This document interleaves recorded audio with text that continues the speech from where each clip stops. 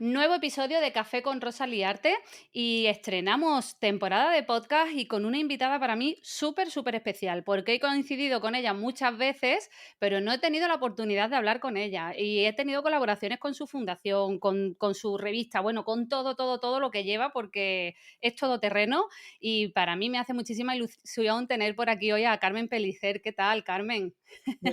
Muy bien, Rosa, encantada de estar contigo. Bueno, pues nada, antes de comenzar, yo tengo mis dudas que la gente no sepa quién eres, pero al final hay que decir un poquito quién eres y a qué te dedicas, Carmen. Bueno, pues soy mujer, maestra, madre, abuela, que ahora también tiene su aquí. Y bien, yo soy teóloga, filósofa y dedicada al mundo de la educación desde hace muchos años, presidenta hoy de la fundación y del grupo ya Trilema, y directora de la revista Cuadernos de Pedagogía. Esta sería como el subtítulo, El ¿no?, que se resumen. suele poner, sí. Bueno, ahí es nada, tenemos hoy bastantes temas que tocar y la verdad que tengo muchas ganas de hablar contigo porque ya hace muchos años coincidimos en las JIPAs, ¿no? En el encuentro del CEP de Antequera, que es mítico, yo no fallo cada año, Carmen, porque lo tengo aquí cerquita. Y luego, posteriormente, también me leí tu libro, ¿no? De funciones ejecutivas que te quiero preguntar después. Pero antes de empezar con las preguntas, no te libras de ellas. Carmen, ¿qué es para ti la educación? Pues mira, entre otras cosas, tenemos una pequeña productora de cine y en la primera peli yo empezaba hablando así, ¿no? Que la especie humana es la única que necesita ser educada para sobrevivir. Y yo siempre digo que la educación, más que para sobrevivir, es también para vivir. Creo que es la manera en la que las personas dibujan su destino. Salen muchas veces de aquel que está determinado por su nacimiento, por su raza, por su origen, por su condición socioeconómica, su religión, pero gracias a la educación pueden elegir un destino diferente.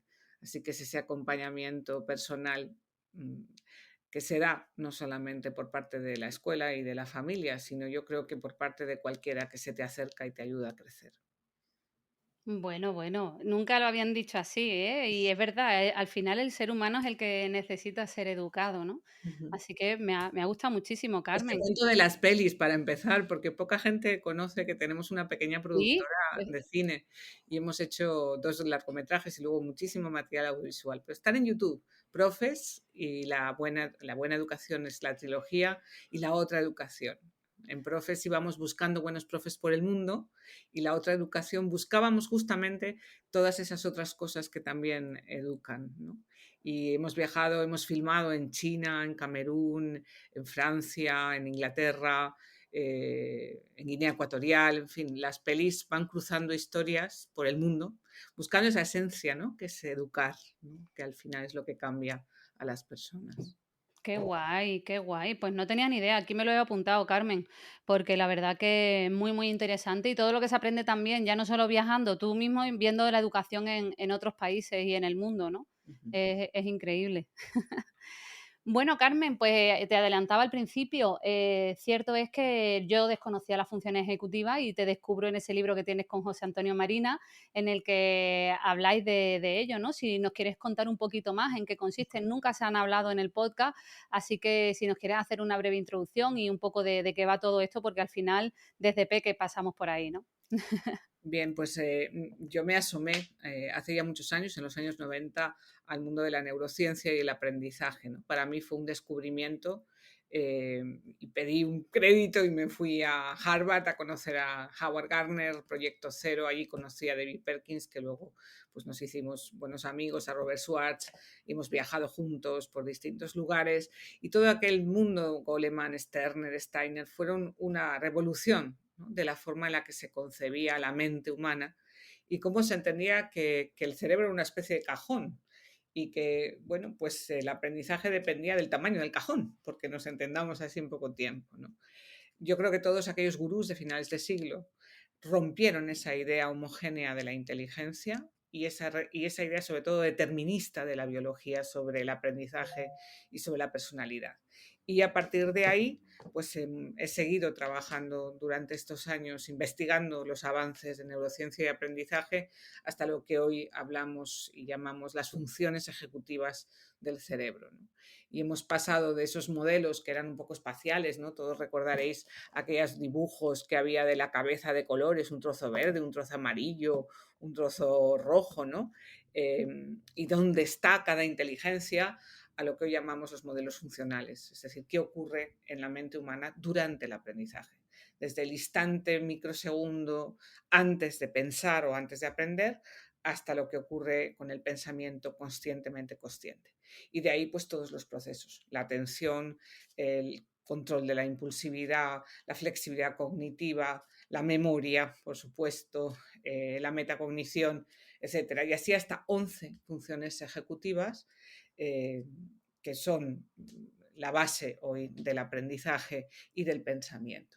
Y lo que hemos hecho en estos años, durante varios años, casi 10 años, José Antonio y yo codirigimos la cátedra de investigación en la Universidad de Nebrija, y del modelo teórico y de la investigación que se está haciendo constantemente, posiblemente es el tema en este momento que más se publica en neurociencia y aprendizaje, no siempre sobre todas las funciones, pero evidentemente los focos sobre la atención o la memoria o la metacognición pues son focos hoy absolutamente críticos, ¿no? En términos de avances en innovación educativa. Y lo que hemos diseñado es un modelo sistémico de entrenamiento de cada una de esas funciones. Y hemos hecho un trabajo enorme de aplicación al aula.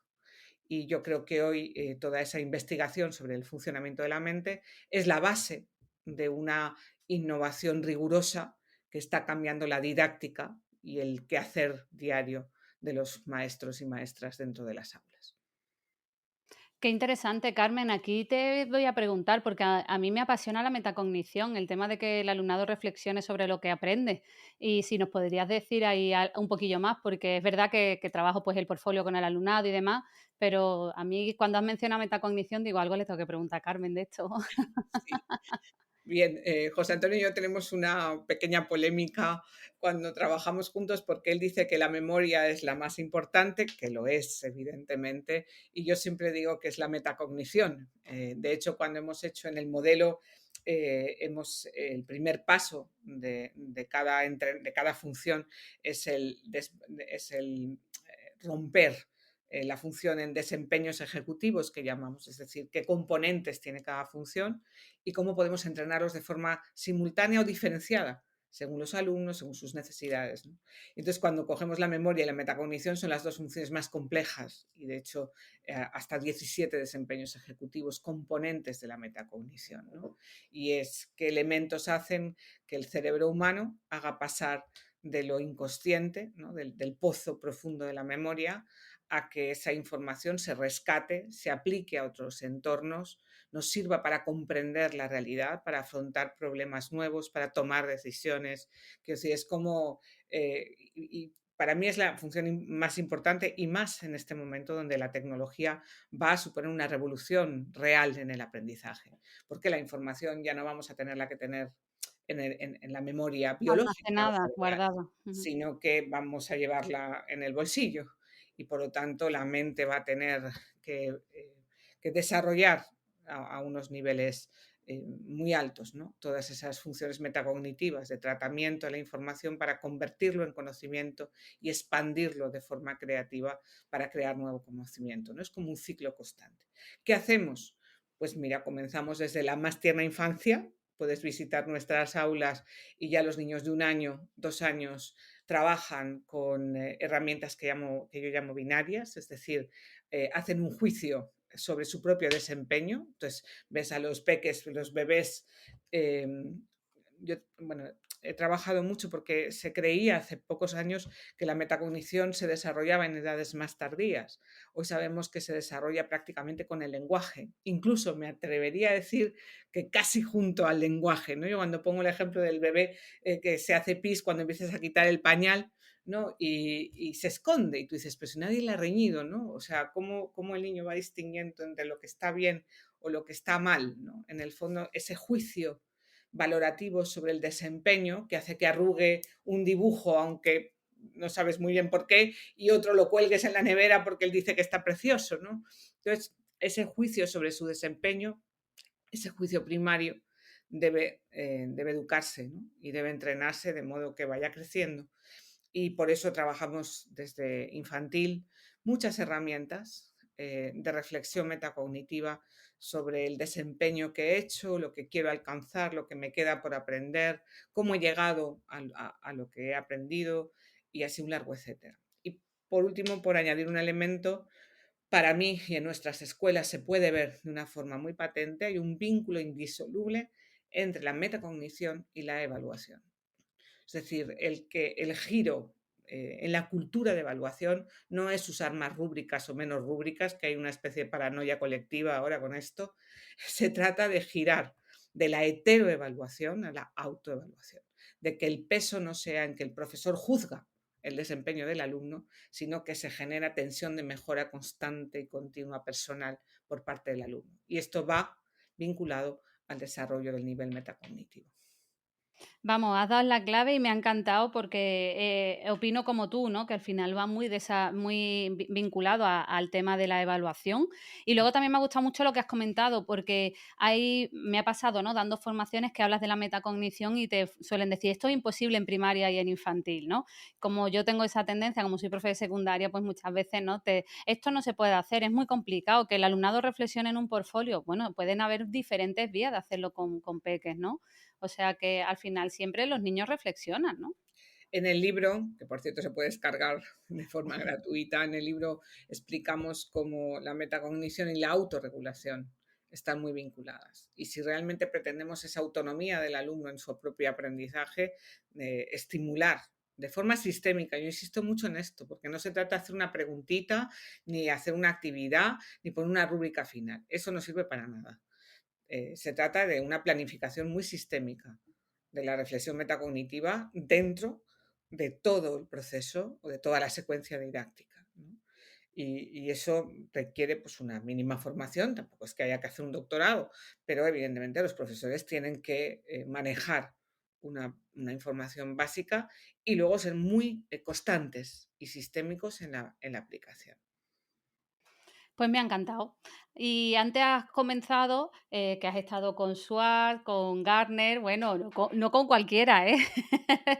Así que para mí es inevitable preguntarte sobre rutinas y destreza de pensamiento. Es otro tema que aquí no se ha tratado en el podcast, que yo he practicado mucho con mi alumnado. También me he formado con vuestra fundación, con formadores de tu equipo. Y un poco que nos hables de esto, porque hay muchas veces que, no sé si te habrá pasado, Carmen, que ves al profesorado frustrado de pero es que le hago las preguntas, se ha visto todo en clase y nada, y no lo termina de entender, ¿no? Esa frustración o a lo mejor de que planteemos preguntas en clase y que le dices un comparar y no saben comparar, porque te dicen la definición de una cosa y de otra, pero no saben sacar las conclusiones de lo que están comparando y cuál es lo principal de esas características.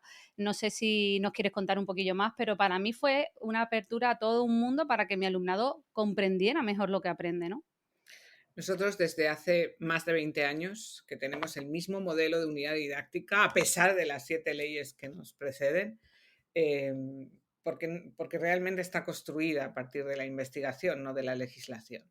Y hay dos preguntas en nuestra parrilla de programación que usan cientos, yo diría ya miles de profesores, que son dos preguntas. Una es qué quiero que comprenda en profundidad y qué quiero que entrene.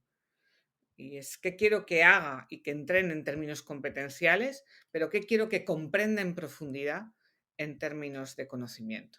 Entonces, al final, la comprensión no es un acto voluntario. Un niño no comprende porque quiere. Comprende porque hoy conocemos mejor los mecanismos que activan, ¿no? Ese clic, ¿no? Donde el niño puede entender y absorber y por lo tanto memorizar en la memoria profunda, ¿no? Que sigue siendo el órgano del aprendizaje. Entonces, la memoria es la única manera de aprender. Solo se aprende de memoria, pero se aprende en la memoria profunda aquello que se comprende mejor. Entonces, hoy en las líneas de innovación didáctica, todas las estrategias que benefician la comprensión son fundamentales. Entre ellas fueron pioneras en los años 90, pues todo el trabajo que se hizo desde Proyecto Cero, con todo el pensamiento visible, que a pesar de lo que la gente piensa, no se le debe a Howard Gardner, sino se debe a David Perkins. David Perkins, que fue el fundador de Project Zero y que además ha sido el creador de las rutinas de pensamiento. Pero no la única escuela. Nosotros hemos hecho una combinación entre las estrategias, las rutinas de David Perkins, las destrezas que vienen de varias escuelas distintas. Nosotros trabajamos con Robert Schwartz durante años, viajamos con él, lo llevamos por toda España en un cochecillo, con traductores, hicimos mucho trabajo porque en aquellos años, y estamos hablando de hace 30 años ya, en aquellos años en España yo creo que había una gran carencia de formación didáctica. Yo creo que nosotros hemos tenido una buena formación de base pedagógica, entonces, que es algo que adolecen en otros países los docentes, porque les falta quizá esa visión que aquí adquirimos en la universidad, pero es verdad que aquí ha costado mucho que la formación didáctica fuera, es decir, cómo hago una clase, ¿no? Cómo gestiono mi aula, cómo empiezo una clase, cómo sigo mi clase, cómo termino la clase, cómo sé que mis alumnos en esta hora de clase han comprendido, han aprendido, han recordado. Quiero decir, esa gestión de aula básica requiere de estrategia. Y entonces el conjunto de rutinas y destrezas de pensamiento, aunque ya es antiguo, pero sigue siendo valioso. Y luego han salido otro tipo de estrategias, todas las escuelas de pensamiento visual del norte de Europa, toda la escuela que genera los gráficos de pensamiento, el pensamiento visual. Para mí una fuente fundamental han sido las PLTs en Gran Bretaña, de obligado cumplimiento durante años, de estructuración de la clase con, con elementos metacognitivos, de lo que hablábamos antes, de forma obligatoria en cada sesión. Es decir, hay una combinación que nosotros hemos sistematizado en lo que llamamos el Pensaurus, ¿no? Como el Tesaurus. En el Pensaurus hemos incluido hasta 84 estrategias, destrezas, protocolos, rutinas. Es decir, hay una combinación de secuencias rápidas que benefician la comprensión y benefician el pensamiento crítico, el pensamiento creativo y la rigurosidad, el pensamiento riguroso, que hoy son las tres grandes claves. Se habla mucho, la gente habla mucho del pensamiento crítico, pero yo siempre digo que son tres pilares para sostener el edificio. Aquellas estrategias que desarrollan el pensamiento crítico, aquellas que desarrollan el pensamiento creativo y aquellas que garantizan el pensamiento riguroso, cada vez más importante, evidentemente hoy, cuando nos aproximamos a diseñar clases con ChatGPT. Entonces, esas tres claves pues tienen a su vez asociadas estrategias. Algunas son muy básicas, algunas son más complejas, algunas requieren una combinación metodológica. Es decir, ahí abrimos un abanico, que es un poco pues, lo que hacemos en las formaciones, ¿no? Es ir dando muchas herramientas a los profes para que puedan implementarlas, ¿no? Y concretamente concretarlas dentro de su asignatura, dentro de su disciplina, o dentro sobre todo del trabajo interdisciplinar, que es otra de las grandes apuestas de la Fundación. Totalmente. Bueno, interdisciplinar ya has abierto otro melón ahí, ¿eh, Carmen? Pero a mí me gusta mucho lo que has dicho por el tema de que yo soy de historia, entonces traigo ahí esa controversia, ¿no? Con la memoria, de al final que aprender de memoria es importantísimo para mí, pero por otro lado te das cuenta luego que como no se haga un aprendizaje profundo, al final lo que están es como se dice, ¿no? Vomitando el examen y listo. Y es para mí muy, muy importante un compara y contrasta, bueno, un montón de destrezas de pensamiento que me han ayudado mucho en mis clases. Parece lo más simple, ¿verdad? Pero cómo cambia el chip el alumnado. Para mí fue increíble, ¿no? Bueno, yo en el libro explicamos que hay hasta 11 tipos de memoria, ¿no? Y cuando yo digo que se aprende de memoria, pues depende de qué memoria usamos. Está la memoria, la working memory, la memoria de trabajo, la que utilizas cuando te dicen un teléfono, un número de teléfono y te lo estás grabando y tu mente retiene el número 2 o 3 segundos hasta que ya lo metes, lo grabas y lo olvidas. O la memoria que te hace recordar la primera vez que te dieron un beso. Yo ya soy más vieja que tú y no se me ha olvidado y ya puede hacer pues más de 50 años fácilmente y sin embargo eso no se olvida y te acuerdas ese día, lo que pasó ese día, cómo ibas, con quién estabas, dónde estabas y no lo has olvidado. Al final, desde la memoria profunda, explícita en el nivel consciente y la memoria de trabajo más inmediata, pues hay todo un abanico.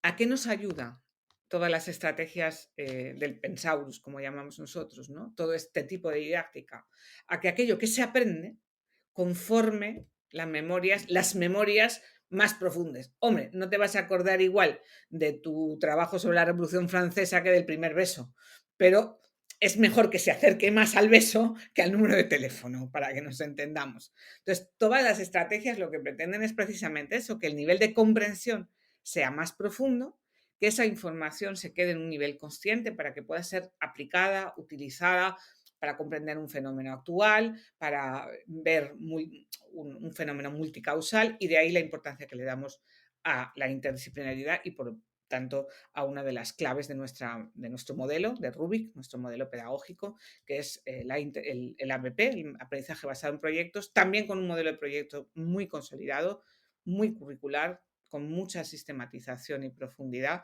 y que al final lo que pretende es justamente interrelacionar todos los ámbitos del conocimiento, en pro de eso, de ganar en qué queremos que comprendan y qué queremos que entrenen.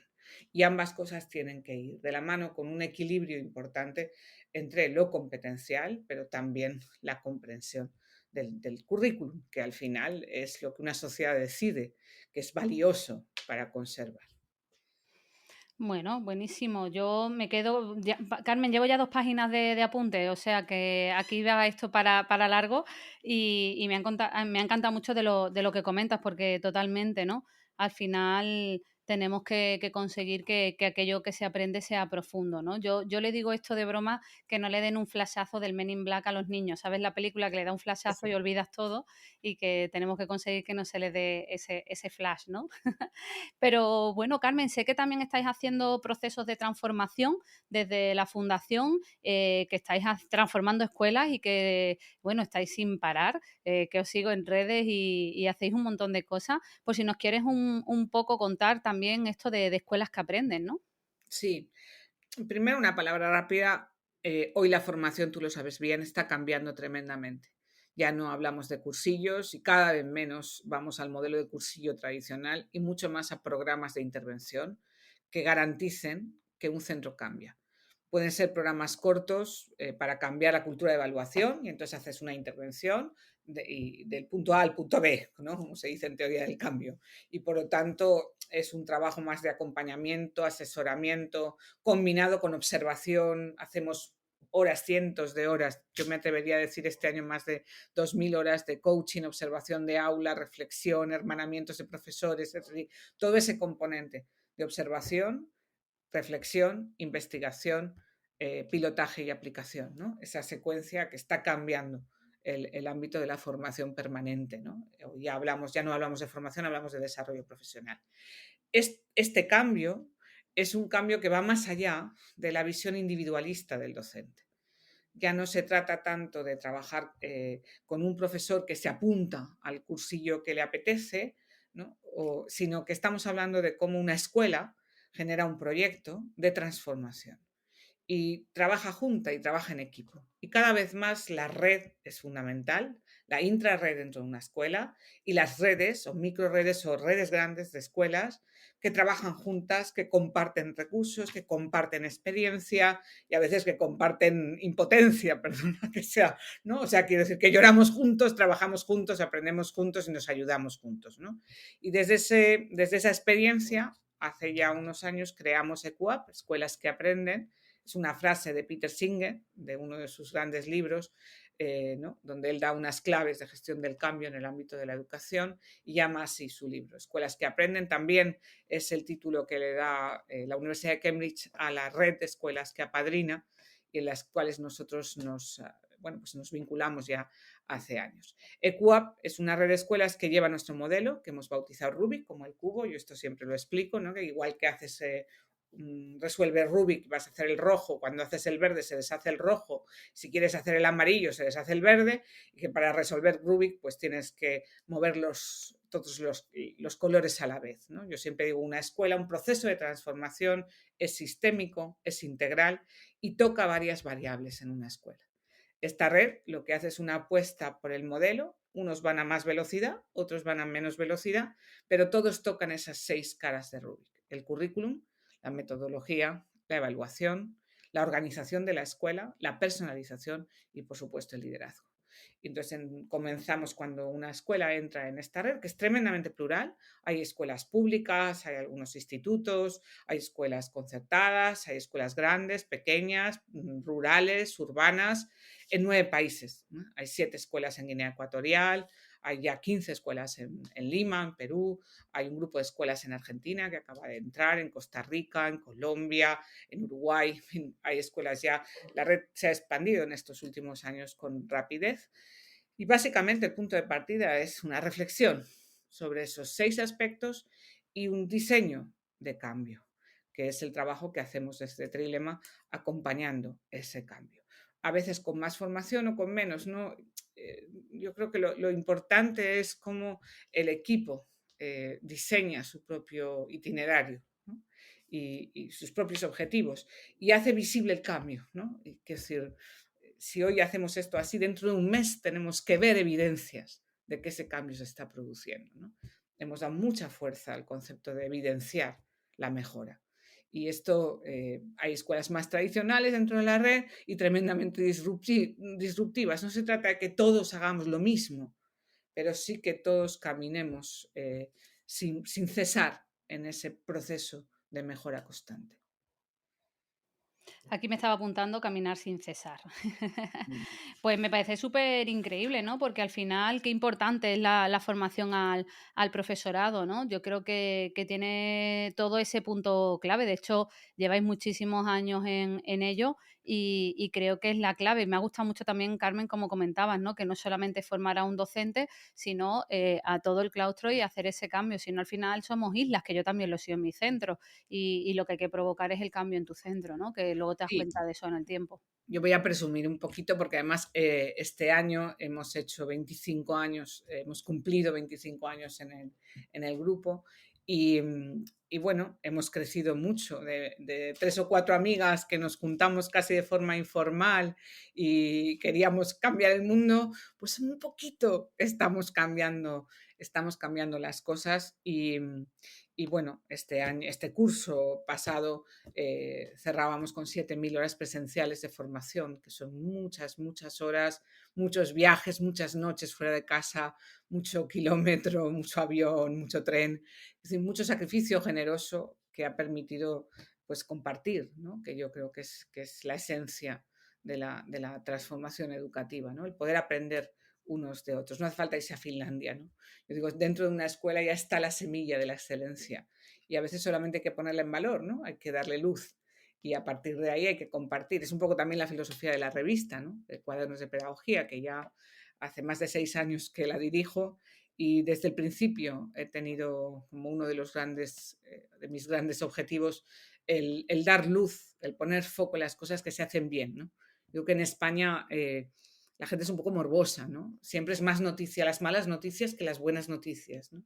Y yo siempre digo que en educación hay que hacer buenas noticias que sean noticia, porque al final eso es lo que genera, ¿no? Esa, esa tensión hacia el cambio, ¿no? Hacia el cambio que se merecen los alumnos. Totalmente de acuerdo. Justo iba ahora esa pregunta, Carmen, sobre cuadernos de pedagogía. He tenido la suerte también de que me hayan hecho ahora un apartado que me ha encantado y bueno, ¿cómo le dedicáis a los docentes y cada mes, ¿no? Publicando por y para educación? Vaya, un poquito que nos cuentes ahí, también que se conozca la revista, ¿no? Bueno, yo creo que quien no conoce cuadernos de pedagogía, yo creo que es un emblema, no solamente en España, sino en todos los países de habla hispana. Y creo que cuenta la historia de la innovación en español, ¿no? Yo, de hecho, uno de los números que dediqué hace ya un par de años, un verano, se llamaba así, Innovación se escribe en español, porque es cierto que han llegado muchas cosas del mundo anglosajón, antes poníamos algunas referencias, ¿no? De Norteamérica también, sobre todo en gran medida la innovación se ha producido en los países, Gran Bretaña, Australia, es un referente. Pero se hacen muchísimas cosas buenas en español de origen, ¿no? Eh, y por eso la revista cuenta la historia de la innovación hace más de 40 años ya. Yo he tenido el privilegio enorme de poderla dirigir en estos últimos años, en momentos como la pandemia, donde creo que la reflexión, y desde la revista hicimos un trabajo extraordinario, también lo hicimos en el cambio de legislación. Hemos hecho ahora un intento enorme de llegar a países de América Latina, estamos dedicando secciones y números especiales cada X meses también a diferentes países y diferentes realidades. Y hoy Cuadernos de Pedagogía llega a más de 50.000 docentes eh, en América Latina, sobre todo en universidades, en facultades de educación, que tienen suscripciones a veces de obligado cumplimiento, ¿no? Voy a dar alguna idea para que aquí se animan un poco, ¿no? Porque es verdad que no es fácil hoy en día bueno, pues dirigir una publicación, una revista de pago cuando hay tanto contenido en abierto. La sostenibilidad hoy de una publicación como Cuadernos siempre es un desafío, pero Cuadernos sigue teniendo, ¿no? Yo creo que ese prestigio y ese lugar de encuentro de experiencia. Para mí, Cuadernos de Pedagogía es un equilibrio, ¿no? Entre la investigación académica, y siempre hay un monográfico de 50, 60, 80 páginas, a veces me tiran de las orejas, ¿no? Pero siempre hay un trabajo de investigación, unos artículos de fondo, pero también de divulgación, de experiencias, de perfiles como el tuyo, de buenos profes, de buenos profesionales, de modo que la revista sea esa combinación, ¿no?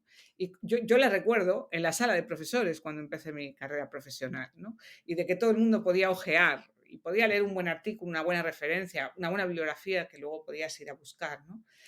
Y yo creo que eso sigue siendo Cuadernos, ¿no? Y para mí pues es un tremendo honor, evidentemente, el poder dirigir ese equipo, ¿no? Y el equipo que hay detrás. Tú has conocido a Fernando, pues a Ana Camarero, ¿no? Todos los compañeros que nos ayudan y luego el codirector de cada número, que yo creo que eso también es el encontrar cada mes una persona relevante en su campo, especialista, ¿no? Que a su vez convoque otros especialistas, eso va abriendo, ¿no? El campo, que no es quien tú conoces o a quien tú invitas, sino que es una revista, yo creo que muy plural, donde tienen cabida muchas veces voces disonantes, voces con las que no estás de acuerdo, de unos, de los otros, pero solo hay una condición y es el respeto, para poder dar voz a todas las opiniones y todas las formas de entender o de ver cualquiera de los problemas que analizamos cada mes en la revista. Una pasada, porque es lo que tú dices, yo la conocí así, en la sala de profes, que llegué tal cual novata y ahí estaba, ¿no? Y la curiosidad, al final, creo que también es la base en todo centro educativo, en toda biblioteca educativa, ¿no? Así que para mí vamos, es una base. Así que agradecida porque es lo que tú dices, es un gran desafío una revista de pago en la era que estamos, pero es la única, por así decir, que trata, ¿no? Hay Todo muchas en cosas profundidad. en abierto, ¿eh? Lo Sí, digo porque los que totalmente, escuchan, las entrevistas van en abierto, sí. muchos artículos van en abierto, lo digo porque la gente puede entrar y curiosear en cualquier caso.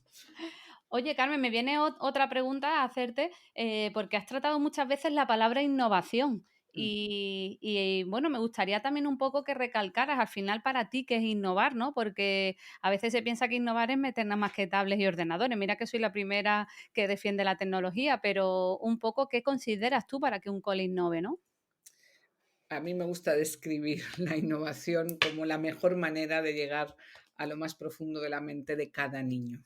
Ese sería, quiero decir, por eso es esa constante búsqueda de la mejor manera de poder lograr que el alumno aprenda.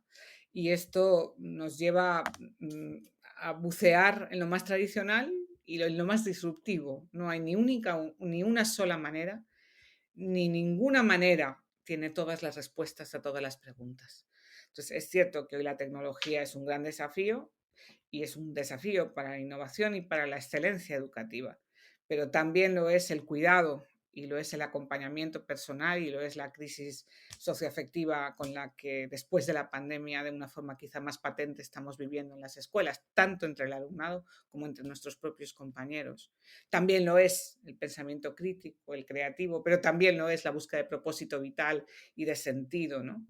Y todo lo que tiene que ver con los grandes valores de compromiso en el cambio de nuestro planeta, la solidaridad, la justicia, la paz. Entonces, innovar no es meter cacharros, va mucho más allá.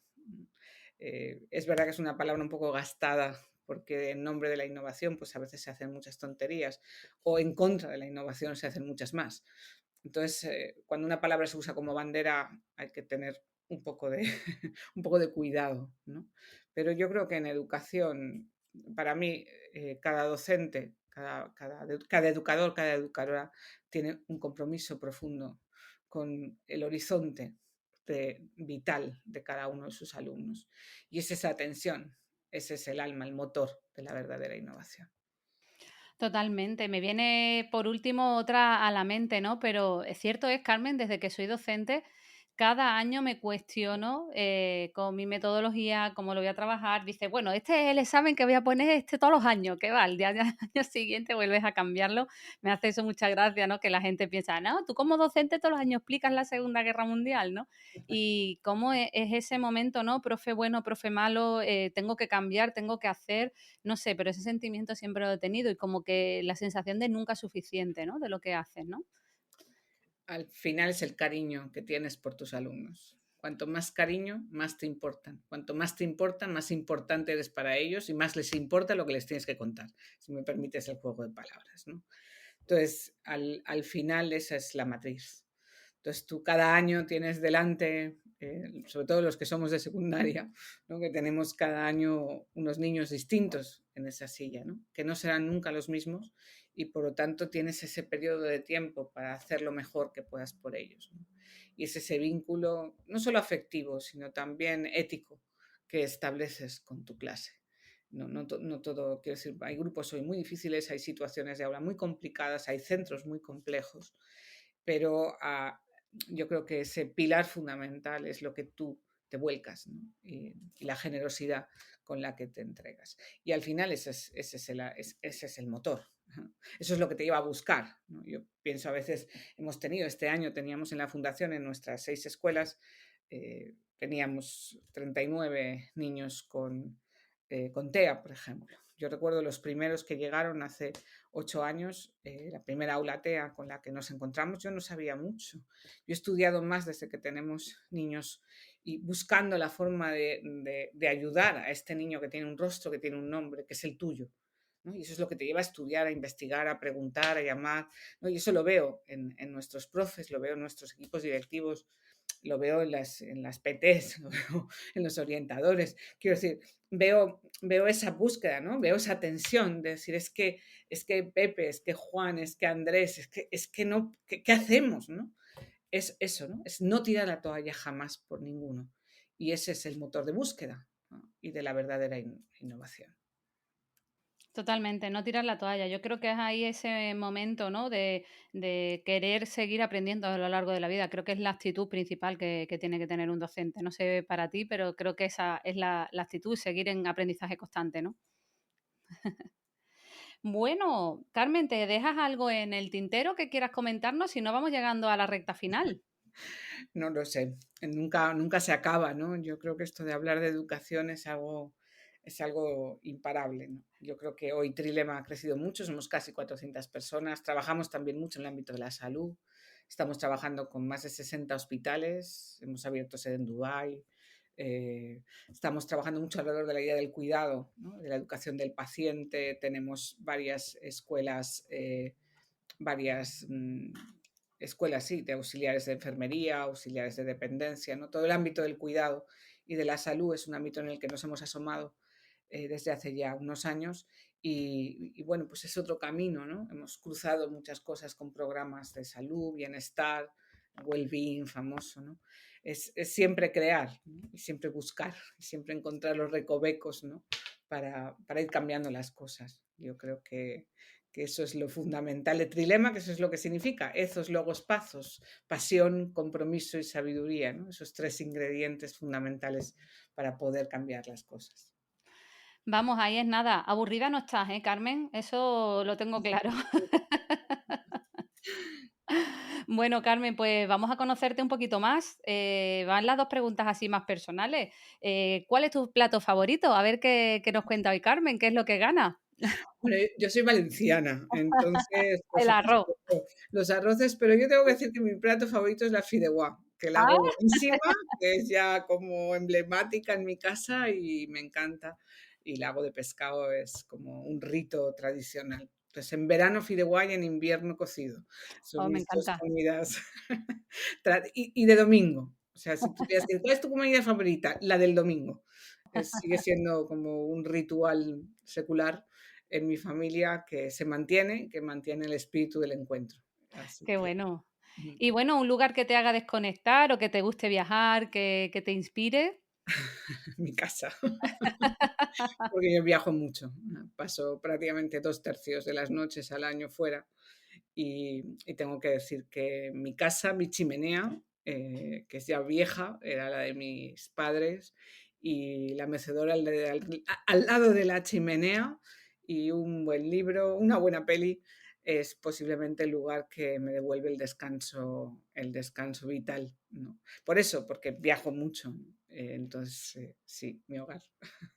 Te Las comprendo. nietas alrededor, Las nietas. como en las pelis, de abuelita total con manta. No, totalmente te comprendo. A mí me ha pasado rachas de viajar, de Porque viajar. he publicado muchos cuentos. De hecho, ¿Es este año verdad? muchos, sí, acaba de salir, los Mashalas, que son cuentos para niños, he publicado más de 30 en estos últimos años. Y además ahora como los hablo, porque se los cuento a Qué guay. mis nietas, pues es como mi hobby, sí, mi espacio de creatividad libre. Qué bueno. Pues Ujú. cómo me alegro, de verdad, Carmen. Pues nada, hasta aquí hemos conocido también un poquito más de Carmen. Ha sido un gustazo. A ver